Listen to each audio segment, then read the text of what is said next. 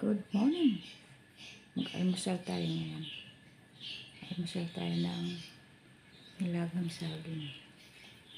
Binili ko ito kahapon. 65 ang kilo. Ka-cute. Ka-cute ng kanyang saging. Hinog na. Mas gusto ko ito yung yung manibalang lang. Hindi masyado. Kailang walang iba. Yun lang ang tinda. Mamaya ka na, Monty. Mamaya. Bibigyan kita mamaya. Mamaya,